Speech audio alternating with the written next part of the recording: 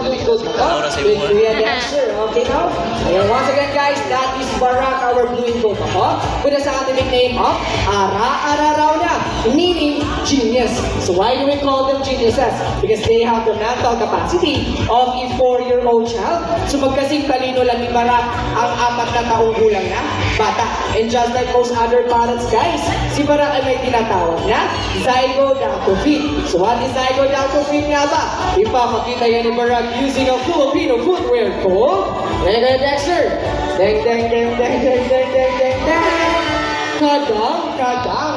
Okay now Barak, squat and march out your boy to the front, to the back, allowing them to grab out so march out your boy. Left, right, left, right, left, right, and papa, good boy. Palakpakan po natin si Barak, guys. Okay, at dahil very good si Barak, may pa-high five yan siya kay Kuya Dexter. Okay, now Barak, Kuya Dexter, high five daw, Ben? High five? Wow! At hindi lang yan, si Barak ay napakalambing po. Napaka-sweet po ni Barak, guys. Gusto niyo ba makita?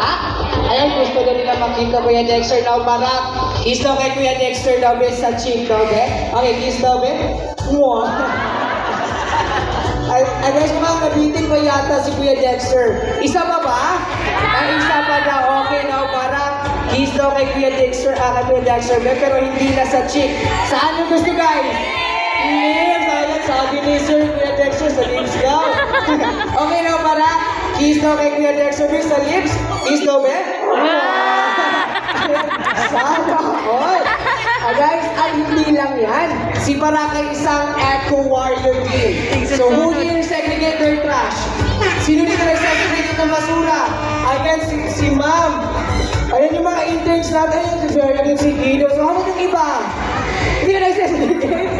Wala, tayo dyan. Okay natin to worry about po dahil ngayong hapon, tuturuan tayo ni Barak kung paano mag-segregate ng ating mga basura ng Kuya Dexter. Anong nandyan, Kuya? Ayan guys, we have a biodegradable bin oil na bubulok at i-check ni Barak. Perfect, gumagana. And syempre, we have a non-biodegradable bin oil. Hindi na bubulok, guys. At syempre, i-check pa rin yan ni Barak kung gumagana. Aguhang gumagana naman para sa Kuya Dexter, Barak. Are you ready, Kuya? Okay, guys, ready na daw sila. Okay, at we count of 3. Lapatan natin yung basura. 1, 2, 3, and go!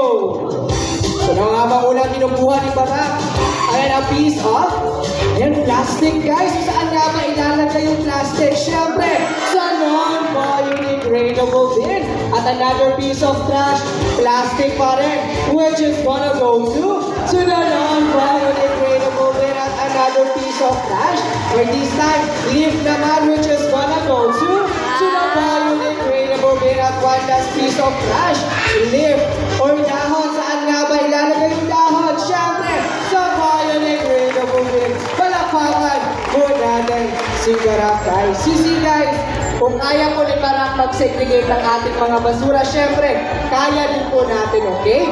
Sana'y tularan po natin si Barak. At dahil galing pa ng Brazil si Barak, magpapaalam na po siya. Now, mga ate, mga kuya, mami, sir, kiddos, wave bye-bye kay Barak po. Wave bye-bye. Okay, sabay-sabay na po tayo. Barak? Barak? Barak? Barak, bye-bye ka na, boy. One more time, guys. Wave bye-bye kay Barak po. Okay, everybody. Barak? Okay, sir. Barak, sir. Barak, bye-bye ka na, boy. Barak? Barak? Barak? Barak? Guys, ibig sabihin yan po, gusto pa po ni Barak mag-stay sa show, but we need to highlight our other animals naman. Okay, and that's all for Barak po. Palakpakan po natin sila. Okay? And syempre, ang kalapoging kuya na si Kuya Dexter po. Okay, bye-bye! And by the way, blue and gold macross are the 4